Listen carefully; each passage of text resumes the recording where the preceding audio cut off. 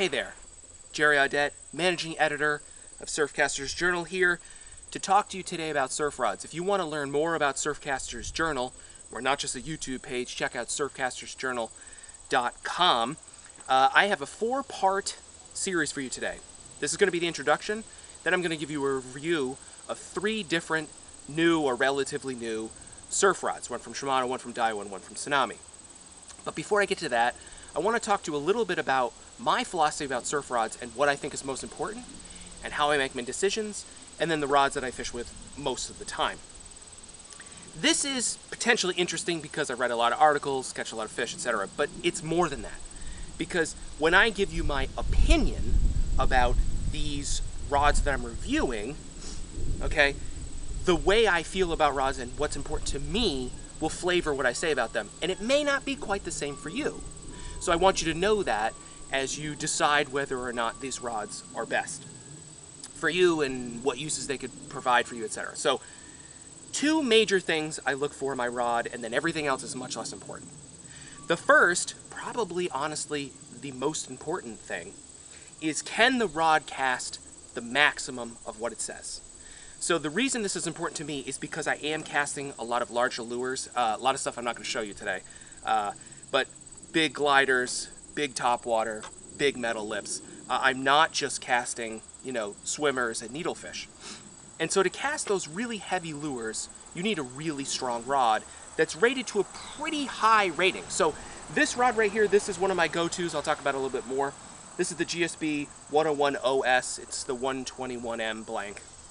It's the old school. It's rated 3 to 7. This rod will throw 7 ounces.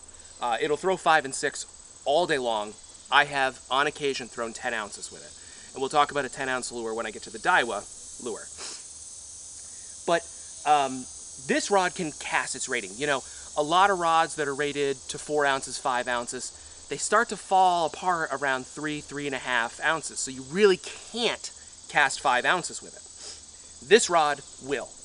And that's one of the most important things to me. Now, you might be like, well, but, it doesn't cast SB minnows as well, it doesn't cast sluggos as well, it may not cast a tin as well.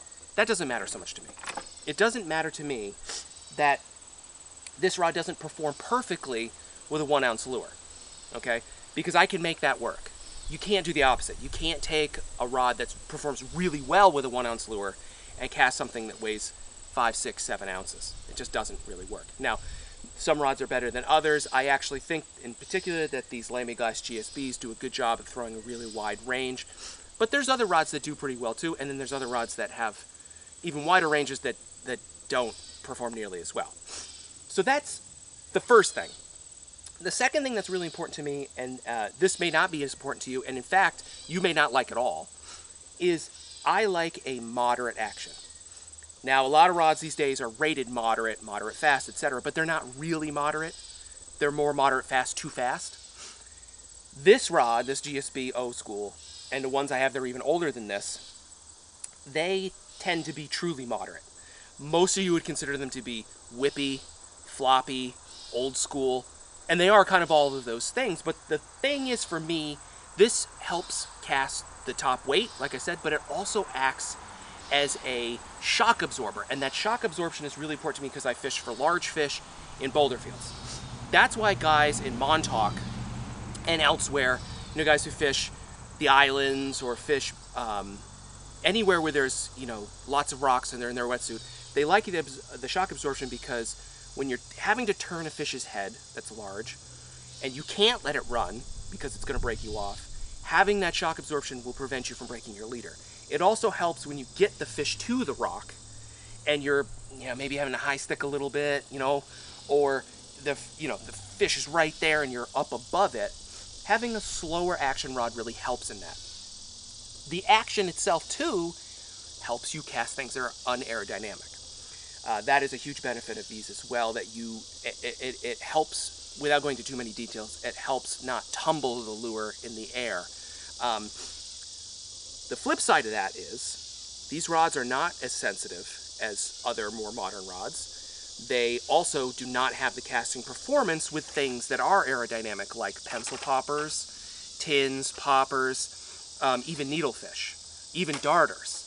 Something like this ODM Genesis right here, which is an older model, this is going to cast one of those aerodynamic lures so much better because it is faster at the tip and it's just a much better casting rod, to put it bluntly.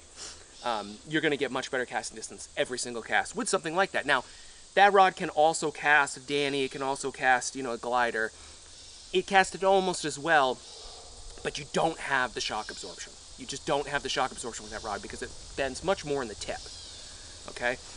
That's why I choose these. To be frank, too, these have a lot of fiberglass in them that makes them tough, so they're a little bit tougher. They're resistant to impacts. A rod like the ODM is not quite as much, though I've actually had pretty good luck with those rods and many other rods from St. Croix, CTS, Century. There's lots and lots of great rods, and that's the thing that really bothers me when people start talking about rods. They're like, oh, the GSB is the best rod. There's no rod that's better. Well, you could take 5 guys, hand them 5 rods that are all rated 1 to 4 ounces, made by 5 different companies, and each one of those anglers is going to prefer one of those rods. They're all going to be different, yet they're going to catch all the same fish, all the same size, every single night. It comes down to so many different factors, but honestly, more than anything else, surf rods are about preference. And so that's why I'm telling you this is my preference. I like the Maxwell casting rating and the action. Those are the 2 things that are most important to me. I can get over all kinds of other stuff. Components are important, but I don't need the highest premium components. That's not something that's quite as important to me. The reel seat matters, but again, I'll get used to it. Grips matter almost nothing to me at all. Color matters nothing to me. The finish matters nothing to me. Durability does matter, and honestly, price matters. Price matters to me. I'm always looking for something that is high quality for the price. And that brings up, something like the Airwave Elite by Tsunami. This is an older one. This is a 9'6". One of the best casting rods I think that's ever been built. This is one of the best casting rods that ever existed. It's just not heavy enough. This is just not a heavy enough rod for my uses. For me, this is a very early season rod. I won't even use that on sand beaches. It's just not sufficient for me for what I do. So that might be sufficient for you, and then you also probably be getting a rod that can cast lower rating things, lures, and also just is just a joy to cast and very sensitive and very inexpensive.